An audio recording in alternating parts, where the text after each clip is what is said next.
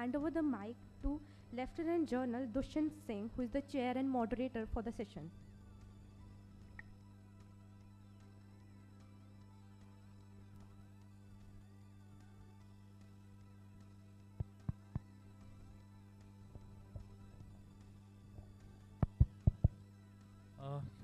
Hello, can you all hear?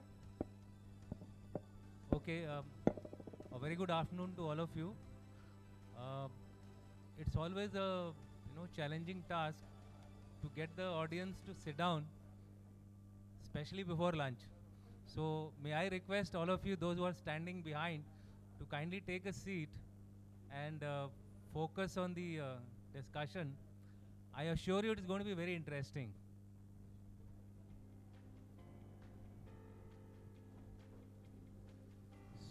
So, yeah, I think better is to close the door.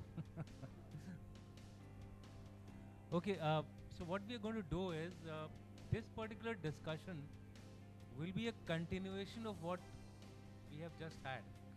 Because in my view, space is something, it's like the earth, okay? Just the earth has been lifted at the highest level. And that is going to be the future of us. So whatever you can do on the earth, maritime, or in the air, in times to come, you will be able to do everything in the space. Now that's a big loaded statement which I am trying to make. Essentially what we are looking, whether it is in the civil domain or whether it is in the military domain, is that from the space, we are looking at space to earth, earth to space, and within space. Now if this be the case, and if the future says that everything will get impacted by space, what it implies is that, like in the previous session, space is a necessity for national security. Therefore, there will be high ground warriors in the future. Now these high ground warriors could be located on the ground or on the space. It's immaterial. Today we have just got Earth stations. Tomorrow we may have space cities. And if that happens, then our job becomes even more difficult. With that having said, it is still an elite club, right? It's not that everybody has the wherewithals to actually exploit space. So while it is forming, India has been very, very fortunate because of its, the planners who were there 40, 50 years back, who looked at space as an opportunity, and they have built the space for our future generations to exploit. Now, that having said, I would also like to highlight here that today the annual budget of NASA is about $25 billion, whereas that of ISRO is $1.6 billion. So we have a lot to catch up. But that doesn't mean that we are not there. We are there. We only need to make this particular effort very, very concerted and rapid. And it is because of this particular reason I feel that the Space Congress is the one which can fill in this gap. And how do I say that? That I say by the fact that ISRO alone cannot actually reach that milestone which we are looking at of $44 billion market size by 2033. For that to happen, the industry must step in, ISRO must give way, or I have probably used the wrong word. The ISRO must facilitate the industry to come on board and actually take this journey forward of $44 billion by 2033. So in that respect, I think this particular initiative, I think this is the fourth or the third edition of Space Congress. It's a wonderful initiative, and my compliments to Dr. Subbarao, the DG of CIA, Anil, and also their advisor, and I suppose the pillar of all the strength, General Pannu, who have been actually pushing this particular initiative forward. That having said, I am not going to take too much time because the moderators get a good chance to speak first. So what I will do is I will leave the talking to my experts who are there. You already met one of the heroes of Op Sindoor. I won't say that he was directly involved in Op Sindoor, but the foundation which General AP laid, I think that has paid off in Op Sindoor. So what it highlights is technology. This was discussed in the previous session also. Technology is a game changer, but the biggest game changer is human mind. And that is what we started doing 7-8 years back, when we started looking at our legacy systems and not throwing them, but modifying them, using them for a likely contingency should we get surprised. And I think Op Sindoor was a surprise. The government also accepted it, that it was initially definitely an intelligence failure, but our preparations for this surprise, I think, paid off. So what I will do is that I'll first call upon General AP to share his views as to how he prepared the air defense of the military.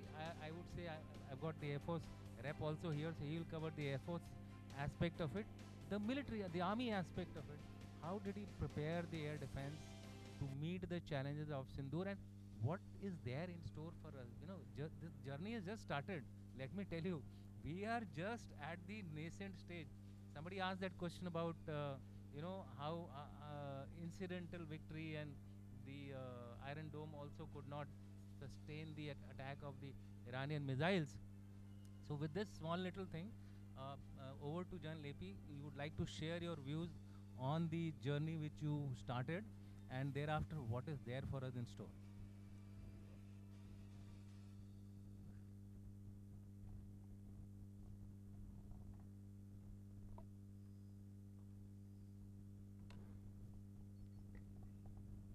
Am I audible? Jai Hind to everybody. General Khandare introduced me, in fact, outside also, inside also, as a Op Sindoor man. And but I don't feel very great about the Op Sindoor for a very simple reason, that air defense, army air defense, land-based air defense, ground-based air defense, fought Op Sindoor as a yesterday's battle. We were lucky. The kind of threats came to us. If you understand Group 1, Group 2 drones, the slow-moving drones, the kind of threats came. So we were lucky. We fought yesterday's battle. That's what I'm trying to say. I'll not go beyond that. In fact, it's the media who fought today's battle, Op Sindoor. But when I look at the other things happening around, then I start feeling really small. Look at Ukraine. A lot of people ask me, why the Ukraine battle is just carrying on? It's almost going to be 4 years now. 3.5, 4 years ho gaya hai. Ukraine battle is happening because of the technology today. The technology, the way has seeped into battlefield. Technology is democratized. You see the kind of people playing that game or war, whatever you call it. Elon Musk, I heard a few people talking about Elon Musk and his Starlink, that internet he provided, all blah blah. There's something called Kepler. Keplers are those satellites, LEO satellites. The young Iranian fellow who just graduated from that one of those big places in US, he's selling those satellite pictures of 18-inch or 20-inch that resolution to every day. There is something called Palantir, the data management. It's a different world altogether, that data management. Somewhere you, in the media told, Akash Tir is a new air defense wall. Believe me, it's not only primitive, it is super primitive. So I can go on and on, because those guys who are fighting the battle there, the drones, the kind of technology they are putting there, the kind of empowerment they are going there every day, all that everybody reads, so I'm not going to repeat there. This is industry. So I'm here to tell you why we need you. The ground-based air defense needs space technology the mostest. This is my humble request to you. I find a big number of people here, industry represented here. If you look at our history, 1940, the Battle of Britain, that's where the air defense started. Air defense needs these three things. We need surveillance, that scouting, anti-scouting, which even today also you see the battle going on. There were radars there, coastal radars and all that. In the Battle of Britain, when Germany was trying to attack Britain, all that they said. There was communication. We were based on radio that time. The radios were this thing. Believe me, all my service till 2015-16, we were on radio. Radio was the primary means of communication for the air defense. Only last 4 or 5 years, we started getting ADN, that Sky. Akash Tir is based on Army data network, the way Air Force is based on AFNet. But those are again of yesterday's technology.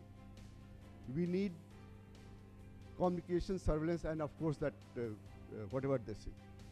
What I'm trying to tell you that all these three things that I have today or we have in Army air defense are all redundant today. I need radars. None of the radars were able to pick up all these targets. I'm making a very, very clear statement. Believe me, I need your SAR technology radars, some SAR technology that you call it, where those today all these small satellites that you talk about, cube satellites and small satellites, they are monitoring the whole world as a constellation. And then these satellites are picking up and giving you information, instant information we want. We want quantum radars, because you saw the battle of stealth just about last week. That hammer, whatever the US war is calling that. I have to pick up those kind of this thing. Radars, those aircrafts are getting invisible. Your drones are getting invisible now. So any threat which is getting involved, I got to have it. So that radar will come from the industries which is sitting here. Communication, the less talked about better. Akash Tir or even AFNet, I got a friend, my own schoolmate here from Air Force. We both are the communication technologies of 1990s saw. 3 days back, 4 days back, when Iran fired at Al Udeid, that, what do you call that? Al Udeid is that air base in Qatar where almost 200 odd fighters of US are always based. You see the last, this Al Udeid came as a some command air operations center of the US after the Gulf War of 2002 saw. And they spent 60 millions to make that as a model, this thing where command center where everything will be this thing. We copied that between him, AFNet, Air Force, Army, all that kahani. And 2020-21 we have created that. So it almost taken about 25 years. But that technology is gone. If you start studying the kind of C2 structures which Palantir or Alex Karp or all those people who are doing in Ukraine, it's like an instant. Anybody with a smartphone, he picks up some target there that goes to this thing and he connects to somebody. So the whole kill chain is now very, very this thing. And that comes from your space technology. This is what I'm trying to say. So my humble request is to please start looking at that. Air defense battle will now be everywhere. You see Gaza and all that. It's on and on, Israel and this thing. Because the technology is available to everybody. Technology has been democratized now. So the battles will never be clear what General Khandare and his generals fought yesterday. Even India, Pakistan, let me tell you, they say very clearly that the battle of equals never comes to a conclusion. Like I heard him saying that. Maybe another 2 months, 3 months, 4 months, when we fight again with our adversary, it will be a different battle. The amount of the combat drones, amount of those missiles which will be coming, now it will be a battle of this. And second is what he said very clearly, earlier we had a combat zone, we had a forward zone, we had a rear area. The enemy used to come and target us, those VAVPs that we used to call it. I have learned that VAVP. Now everything is a VAVP. The satellites, even Chennai, that boy who was just asked me something, Chennai, your all targets are known to us. The nuclear installations are known to us. They are registered targets today. The whole of nation is targeted. There's no distinction between military and non-military. So what I'm trying to say, everybody has to be an air defense officer. Or air defense, he has to learn to do the air defense now. We are exposed to this thing. Second is that anything which is stationary today, within 5 minutes will be targeted. So within the army, within the air defense itself, most of the things are stationary, fixed. I have to be mobile all the time because satellite is picking up. Today, earlier I remember he used to teach us, okay, we'll move in the night, we'll do this. But there's nothing called night and day. The whole thing is transparent. So I'm getting registered, so we'll be vulnerable. If as an air defense man, if I'm vulnerable, so will be everybody. The infantry will be vulnerable, Air Force will be vulnerable, everybody will be vulnerable. So what I'm trying to say finally is, we want industry to please look at the air defense. That's what I think he has called me for. I remember when I was commandant of air defense, Gopalpur is a beautiful place. Please go and see that place. It's a beautiful place. It's got all the facilities. Because we are ignorant. Even I am ignorant. This is the first time I've come to a space seminar, courtesy on him. I retired in 2021, 4 years back. I also was just grounded on this thing. The air defense people have to start knowing the capabilities of the space, the communication, the surveillance, the command and control structures. I mean, all this kind of technology that you are talking about, nothing are the same. So this is my conclusion. There are many things I can keep talking about, but I think he doesn't want me to keep just yeah. Yeah. My conclusion is that Army air defense or the nation's air defense, on which you all are saying Ops Sindoor, I mean, he says we have done a great job. We were lucky to have just made some small targets. Most of those were those every day those smugglers keep throwing those things in Punjab. They were that kind of group 1, group 2 targets, drones, which move at the speed of 10 meters, 20 meters per second. They go slow. They have capability to just go about 8 to 10 kilometers off, and they'd get back. So they came in 3-4 waves over those 3-4 days. They came, tried to see where all you are located there. And of course, those L-70 guns, that L-70 gun I have since 1961. What he praised me, AP, you have fired so well. 1961 we are holding today. It's, I don't know, number of years you calculate this thing. The Zoo gun, again 1979-80, when he got commissioned, that's the time it came. Even he, as a commander, I remember in Uri Brigade, he used to call me, I was a junior officer then, and he used to do a lot of experimentation there. So we will continue to experiment, but don't keep this thing. What I'm trying to emphasize again and again, your technologies of space, I just understand as a layman, as a common sense. But when I see this kind of technology which is happening in Ukraine, somebody asked you why, that was a question there, I think from him, how that Iron Dome has not picked up this. 10% missiles have gone and landed up out of 1,000, say 9. It's AI driven. Your radars, we have those radars with us. They are AI driven. AI doesn't mean everything will just do. Technology also has limits. Maybe the next, that Golden Dome or something which that US President gives out, they may go to 90%, but he'll never go to 100%. It's a better algorithm. So, thank you so much. I think General AP, I think he has shown us the mirror, and we should be conscious of the fact that, people normally ask that the military should tell what the defense industry or private industry must do. What I'm saying is, whatever you do, the military will pick it up. The reason being that there is a huge gap between the technologies which are required and what we have. In specific terms, we will not discuss it. It's in the open forum.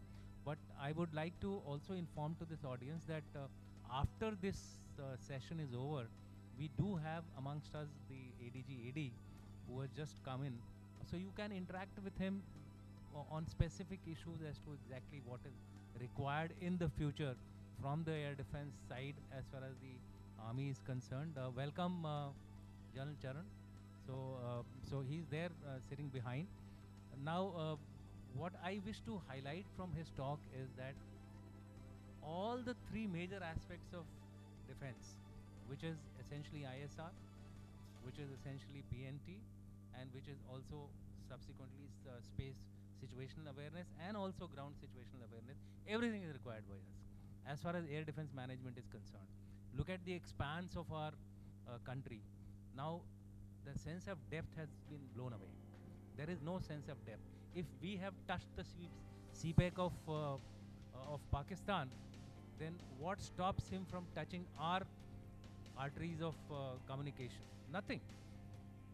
They are all within our ranges. You must have heard that there are some reports, I don't know how far it is true, but our adversary on the Western Front is building a missile which would be actually going to about 8,000 kilometers. So your entire country is virtually within the range. So therefore, what I'm trying to say is that everybody is going to be affected by air defense. Every building has to have, every house has to have a way to protect himself. So bunkers must become a necessity. All your infrastructure must have the capability to take on such strikes. It's like, you know, the orders which were given by the government that every multi-story will have a basement. I think now it will be that every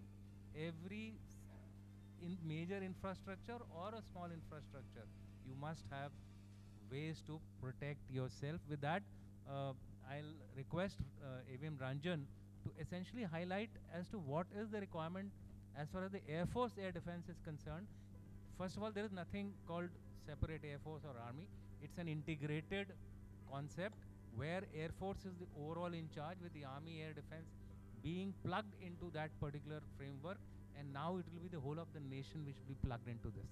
Let me tell you, the time is not very far. 2 to 3 months, you will start getting orders. Everybody will have to prepare himself to defend himself. Over to you, AVM. Thank you very much, sir. And I'll just take you into how the threat has evolved. It was a classic air defense threat from the platform-centric, wherein somebody is to come and drop the bombs and missiles and throw something at you, to in around 2000 or so, the unmanned system started coming onto the forefront, and Armenia, Azerbaijan, you found the transformation in the unmanned system, with the drones and smaller one coming in a big manner. So therefore, the threat which was classically demanding a particular altitude, speed, size, RCS, the profile, all this change to low, slow, and small. Thereafter, you also had in the past the ballistic missile, another kind of missile, but in Ukraine-Russia war, you found the change in happening in the higher segment, when once again altitude, speeds, RCS, everything changed. So you have a 3 unique domain. None of the system or the sensor or even the interceptors are commercially or the money-wise capable of engaging the entire 3 ranges. So low, slow drones to the classic ones, the medium speeds and the medium altitude and those kind of things coming to the higher altitude race. So therefore, threat has evolved, right? The next thing is, how do you counter that? First, you need to see that. The sensors starts sometime we don't talk much is with the communication and the signatures, RF signature. The pattern change in the communication or the radar signal pattern, that gives the assets deployment and also intent of the adversary. Now with the AI fusion, you need to find me. Today he is moving the ballistic missile, activating it, and likely location, this is the trajectory because his logistic and forward element is moving there. So which are the communication channel, what is the pattern, how is the trajectory, this is all space can tell you, right? So therefore, see, thereafter decide by giving you that kind of intelligence, communicate. Once again, space is there.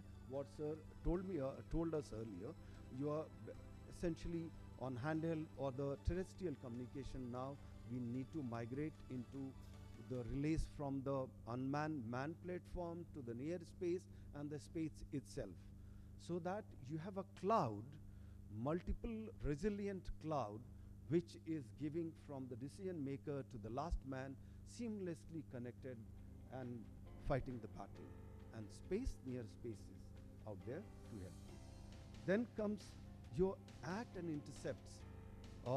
Somebody has to go and kill him. So Earlier, interceptors were on the ground. Soon it will be also in the space, and near space you have got a balloon, a marsupial one. You can launch multiple drones from those stratospheric airship, or you can even drop the bomb.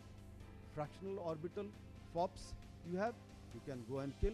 Best form of air defense is kill him in the home.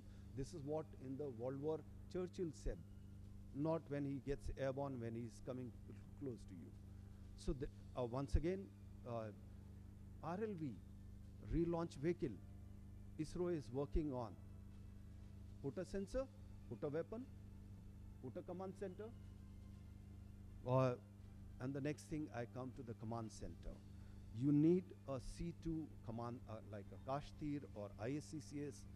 Believe me, the way we have migrated onto the networked environment, in 10 years, monitoring how the AD is evolving, because looking after the AD for the Indian Air Force. So I found what US Army and the US forces were trying to achieve, more or less we have already achieved in form of ISCCS and the kind of integration, the kind of AI coming into that. The communication, of course, terrestrial FNet is the backbone, but we are migrating into the space because terrestrial would be targeted. As Air Force guy, first thing would be I target the bridge. Along with the bridge is all your OFC running in and your terrestrial communication goes. So therefore, the services have realized and they are putting all other form of the communication which is not dependent only on the fiber. The next thing is where all you all can contribute, please. As simple as the deployment of my sensor, where I do deploy radar or the Elena system on the ground, or how do I fly so that adversary doesn't see.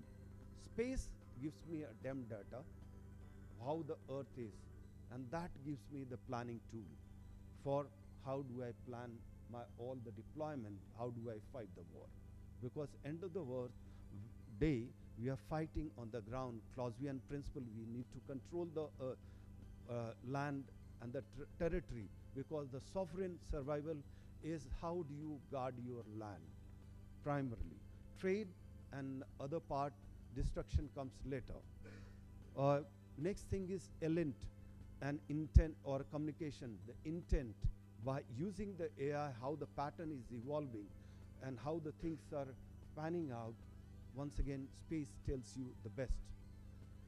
Communicate and the C2, once again, there you come in. We require SDR, we require DAMA, communication gateways. Please give it to us. One domain to another domain, how the information will flow, tell us. All in near real time. It's not the bought out, not the borrowed one. We need our sovereign one. Because only when you own those, then you fight well. Next thing is target pickup. If I need to knock him out where he is going to be launched, I need beautiful ISR through the space. Real time, all the time, and resilient one. Also, some of the sensors you can pick up for the aerial threat. Like stealth aircraft, if I were to put into the near space or in the space, you can see them. You need early warning and ballistic missile defense. The best can be provided by space. SBIR to the Golden Dome, transition for the US. Where are we going to and when? We have the terrestrial thing, we need the space base. Next is your near space itself. Unmanned drone based and also airship based, because that would be the next domain if you can bring it for communication relay to ISR, to targeting every place that near space can play its game. Technological surprise you will put onto the adversary by putting that near space platform for us. And the lastly is awareness of the defense, as was highlighted by the chair, is the civil defense. This is the first time the civil defense was activated after 1971 war. So therefore everyone needs to be aware what is all about being in the civil defense? When you have the sirens, when you have lights out, when something you see, how do you report to the guy? You see unmanned, quickly report to nearest police station or the air base or the military base. How do you contribute into the overall defense of the country? Somebody is dropping, like old wars in 65, 71, Hindan, Adampur, lots of parachute, those guys were dropping. The civilian masses they caught, made life simpler for us. So you need to be aware what is civil defense is about. Thank you very much. Thank you, AVM Ranjan. I think we must compliment him for standing in at the last minute, because our actual panelist, Air Marshal Anil Chopra, had some urgent commitment. So I requested him, and I think he's covered the topic very well. My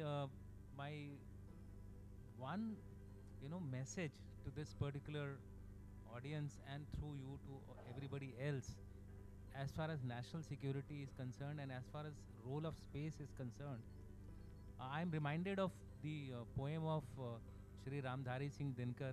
Incidentally, he was our national poet, and he said, "Chhama sobti us bhujang ko, jiske paas garal ho, usko kya jo danthin, vineet aur saral ho."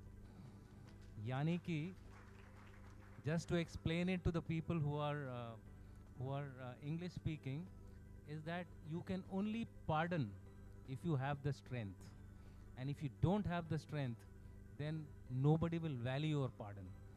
So therefore our policies which were there in the past possibly will have no particular impact. What we need is that our entire nation has to key into this new domain, and that is where I would like AVM Ranjan to highlight, that the presence of not only the military, but I think now there is a need for presence of even the citizenries who are impactful, somebody who can move the people around to be prepared for the threats of the future. So regarding this National Space Council, it needs a revamp, and maybe we will discuss this topic next time in the DefSat. So all of you, those who are interested, we can have a special session on the various forums which are there, whether it is in space, whether it is Antariksh, now it is of course named differently. All these need to be revamped, You can't have everybody going through a agency. So there'll be, a kind of a competition. Public sector will have to, like I said, unleash some of its controls. And therefore, I will now ask the third pillar of today's discussion, John Grover, who happens to be part of the Elena group and also linked to NAVIC, to highlight to us basically what are the challenges of the private industry, and also what do they expect from us, and what we need to give it to them, right? I think because you are on the both sides, you've been in the army and you're now in the defense industry, I think you'll be the right person to highlight this particular issue. So over to you.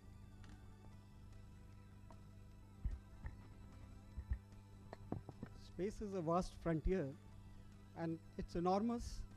The resources to be employed are enormous. While in today's discussion or this short session, we are focusing on certain issues which will provide us or enable us to further our activities in terms of providing airspace monitoring, threat detection, its response, coordination, situational awareness. These are the smaller techniques which are required for a very broad topic which concerns national security. We have highlighted a few issues which are useful and on which we can focus as far as we are looking at the industry in particular, our own organizations including the DRDO and the public sector in particular. While persistent ISR, I would like to say reconnaissance, surveillance and intelligence in the backward order are topics which we have discussed enormously. How to provide them have also been discussed. What are the resources available to us? Terrain adaptive, sensing. We have huge frontiers, we have wonderful terrains, high altitude to deserts to sea, and to adapt to them, to continue to survey them or surveillance of their and employment of our resources, we need special techniques. Satellite-augmented radars. Now, while we look at these techniques, there are large number of private sector companies, some of them would be represented here, which we must highlight as to how they have gone about it. They have provided us a lot of resources, and they have given us opportunities to gather their competitiveness, mesh it into an integrated system, and come out with our solutions which have to be customized, which have to be resource oriented, and of course finance dependent. While we have a whole lot of companies, I may name a few because of my ignorant knowledge.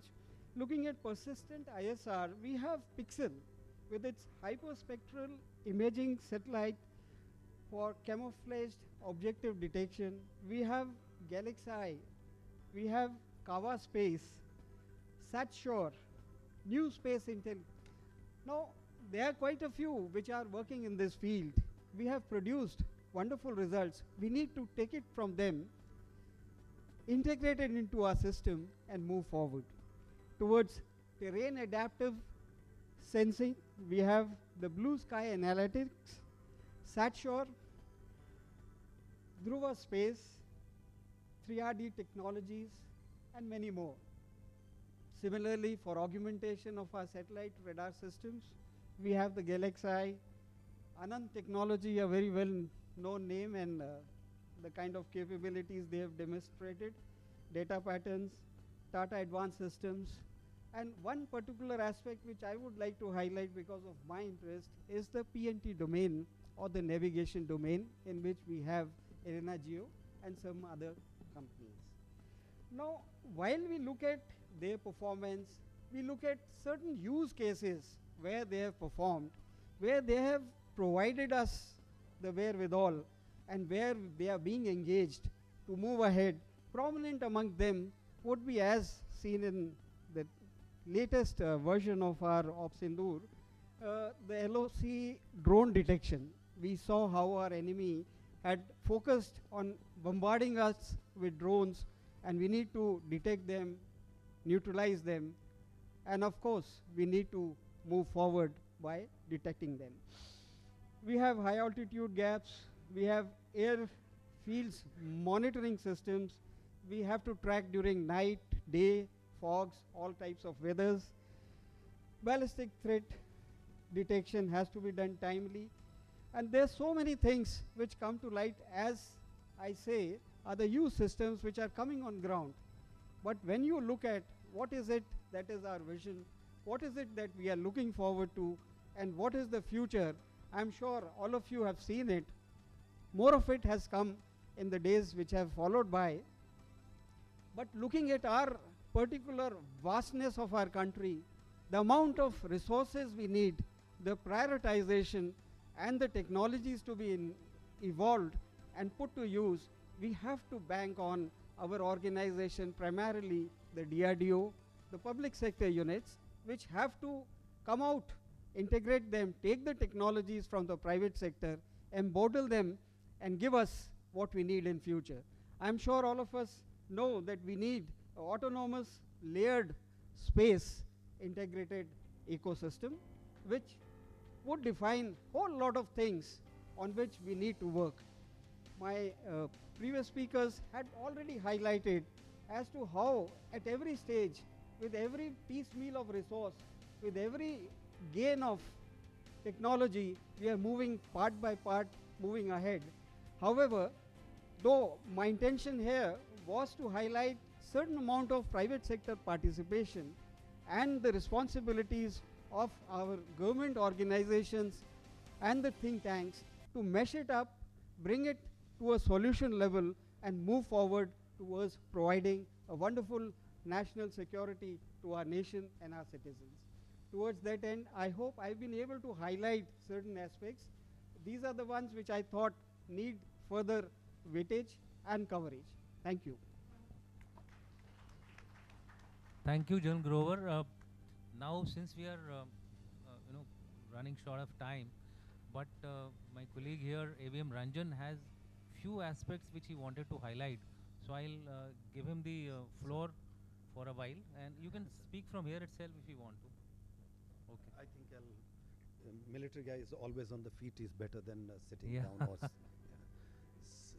So 3 to 4 more aspect. One is where the space comes is GNSS or the navigation. Be it the adversary getting his offensive system or the targeting system getting it aligned, it requires positional information through GNSS. That is the place you also require as an interceptor, your missile system, the sensor they require. So this is the place where space comes into the play, and the one is augmenting your capability and denying the adversary. You need to work on that. So jammer in a huge number, spoofer in a huge number, and how do you offer the armed forces to operate in GNSS denied environment? What are the technology? Are you bringing quantum? Are you bringing any other form of GNSS? What is that you are offering to us? Next thing is weather. If the weather is bad, obviously air defense guys has a little easy time, because the guys who can fly through the air would be limited. So therefore, space comes in a big manner to tell the air defense guys, okay, what kind of a threat do you expect? Man, unmanned, ballistic, non-ballistic, and huge amount. And the weather itself, ionospheric, and a whole lot of things impacts the operation. The communication, your sensing, over the horizon radars, everything tropo, everything gets affected by the weather. So therefore, space once again. So mind you guys, every time you launch a rocket into the space, and if that guy body is going to be there for 1, 2, 3, 5 years, why not put a space sensor? 5 kg, less than 1 million, the data which is coming to you.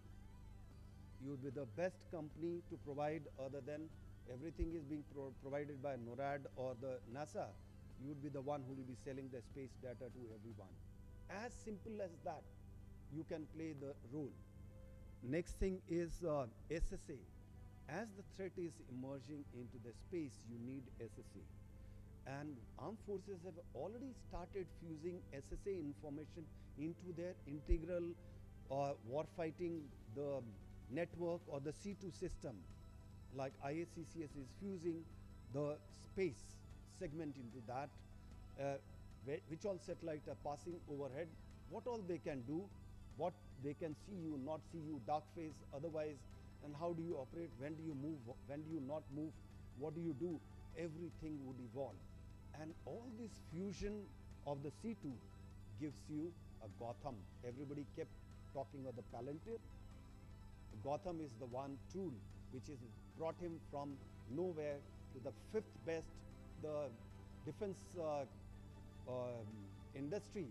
And the last quarter of last year, he had a turnover more than the Raytheon, which is the biggest one, just on AI and the software.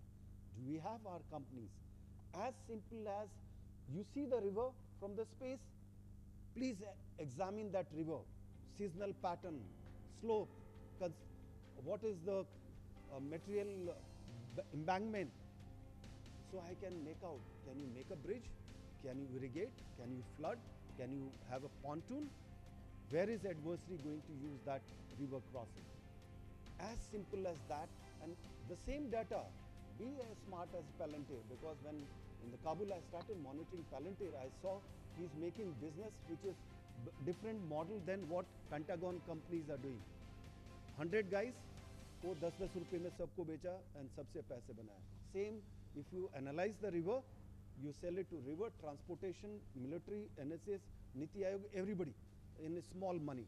Don't, and as a result you make a big money. So change your business model. Budget, enough budget is there for all this thing.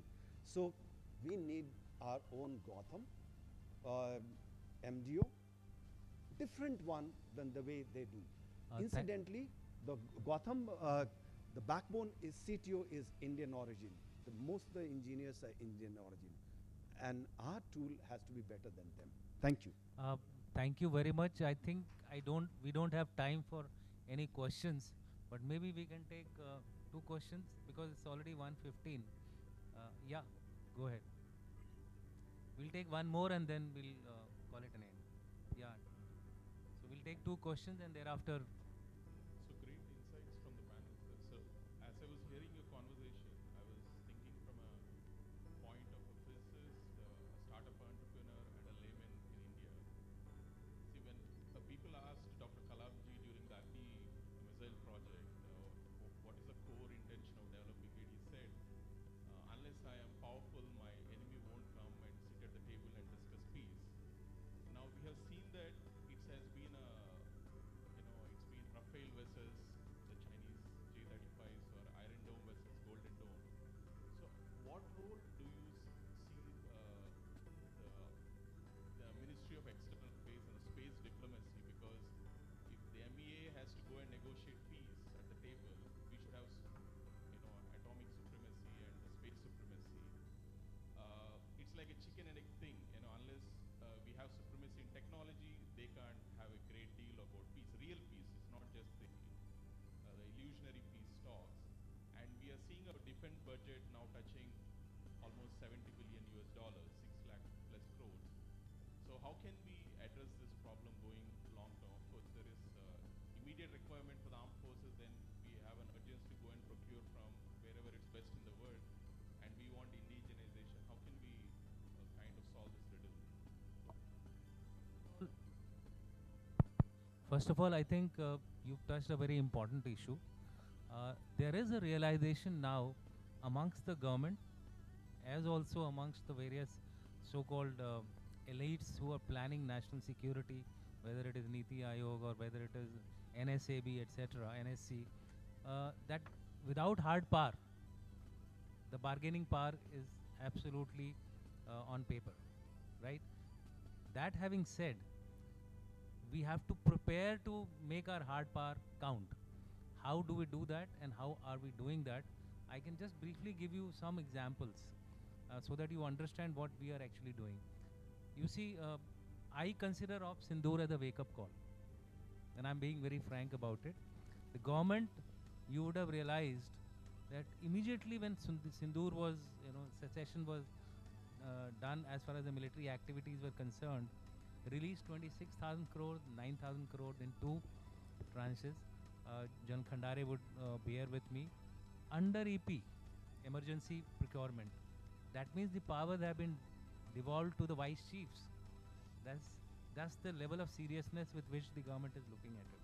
Now, why under emergency procurement? It has its lot of disadvantages that I will not cover, but what it has, that it can cover your tracks as far as short term is concerned. In the short term, we can go ahead and procure things. Earlier, only the revenue was with the vice chiefs. Now he can also go in for capital, which is a big change. And these are the changes which will ultimately herald us into that hard power, matrix. Only thing is, this will also take some time. Now, whether the time is being taken because of our bureaucratic procedures or our, various rules and regulations, DPP, etc., that is also being looked at. I believe diktats have been given now to reduce all this to very, very manageable levels so that the private industry can understand it and fight along with the public sector to actually compete. That is the second part. The third part is, in certain areas, and this is, I'm telling you, as far as the new generation technology is concerned, the government is actually now looking at, I may be slightly wrong, but what I have heard of is that they are looking at something like the national champions concept, where if they find that a particular industry is capable of delivering a solution, they will not do an NCNC, invite 3-4 agencies to carry out NCNC trial and then leave 2 high and dry and give the order to 1. No, I think they are now going in for 1 once they have done their paper study, and then thereafter they will give the project to them. Whether the level of this particular processes across the board or for a particular level of budget, that I'm not very sure. But these are the indications which are telling you that our hierarchy, political hierarchy, is also thinking positively. You can take, for example, the recent order for making the Sirius as one point contact as far as integration, etc. is concerned. So there is a look forward on that issue. Startups are being given the necessary encouragements. Venture capitalists have been, empowered. R&D funds have been increased. So overall, there is a hope. Like I said, the Prime Minister always keeps telling, we should continue to hope for the best, and he is hopeful. We are hopeful. We should be able to move forward. That's my take as far as your particular question is concerned. Just to assure you that I think people are seized of it. Okay, you can ask the question and then. So, we spoke about this multi-domain operations, and in multi-domain operations, for successful, coordination, you require three major things. One is ISR, one is the decision making, and the third is targeting. So, if you were to look at the various things that Air Force has, like IAS, CCAS, and then you've got the Akash Tir, you've got this thing, and the civilian domain also has something called NSF. This is the National Space, framework, which is giving you civilian data. Now there is no fusion of all this data into one body of data to be put together, analyzed, action taken, and targeted. Even from the kill side, you would have to have the Air Force kills, the AD kills. We're talking about artillery, even on ground, tanks, infantry, everyone requires this data to be networked. And all this is a software problem. The USA started this thing called JADC and JSTARS in the year, I think, 1970s. It was in the 1970s. Now they've come out 2018 with a JADC 2. Now, this software solution, India says we are leading in this software domain. Why aren't we giving a project like this round?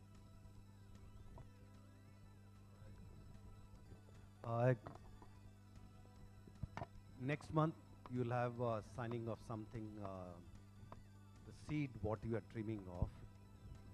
Defense AI Foundry. All the thing getting fused at one place.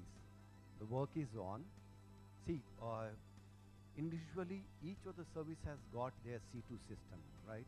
So now you have to fuse all of them. This is the time what CDS did was, he had a beautiful flower on his table. All he did was synthesize together at Sutradhar and make a beautiful garland, which in the military terms is called as joint fire, or appropriate time of which one is the best thing to fire at the adversary, or the ISR, which one is the best. So phase of the war, timing, location, everything. So that software design. For individual service, they have something. Some were done early, some were late, some have evolved more, some.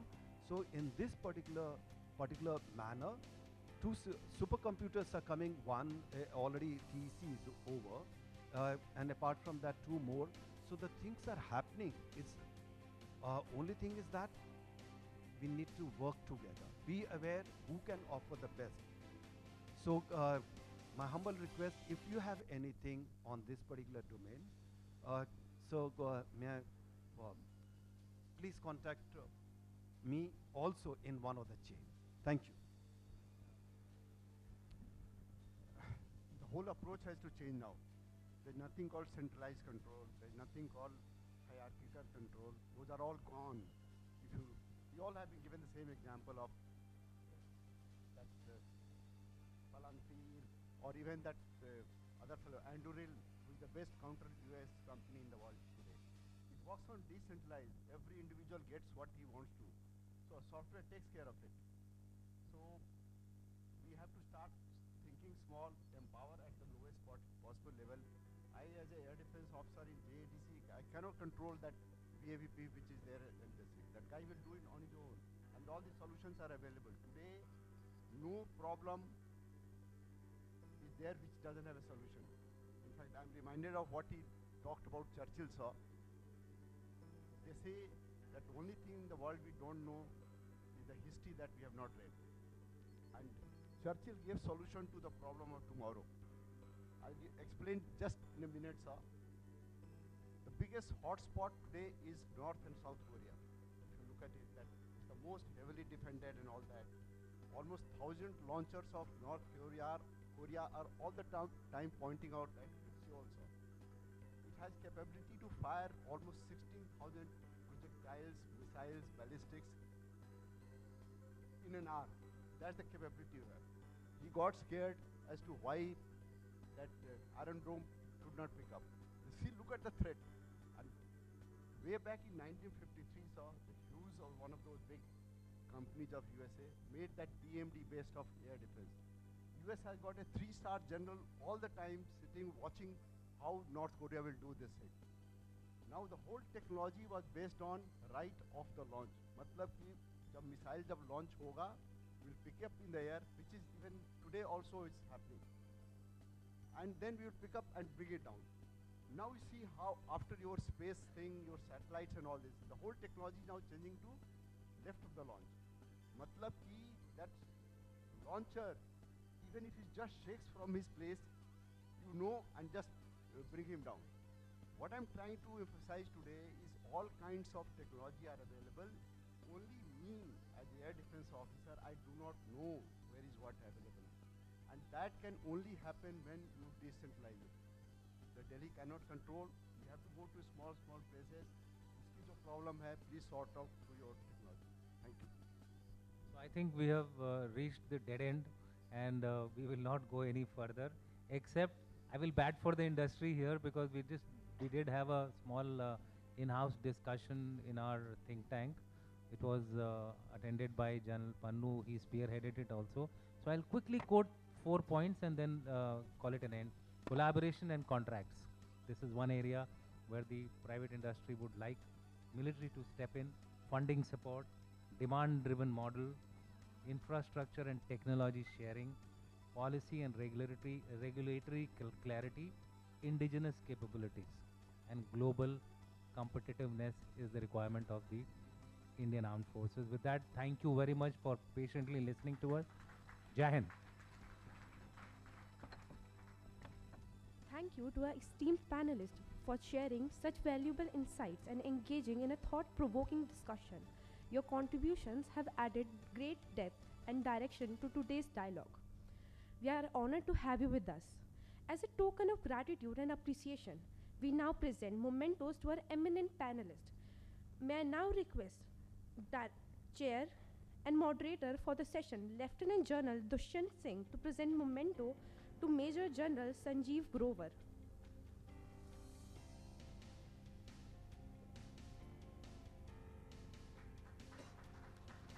To Lieutenant General A.P. Singh.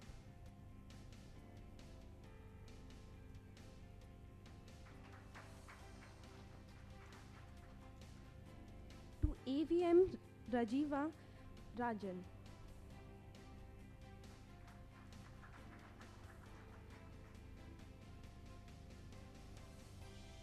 May I now request Dr. Subha Rao Pavalluri, President SIA-INDIA, to present memento to Lieutenant General Dushyant Singh.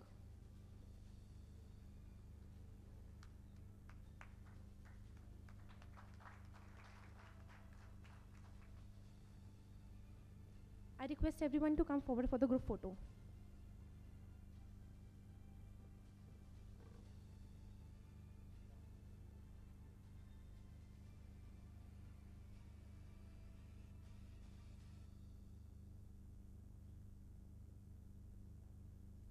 Thank you everyone for joining us for the session. Now, I invite you all to join us for the lunch, which will be served till 2. I kindly request everyone to be back in this hall by 1:50, as we have very exciting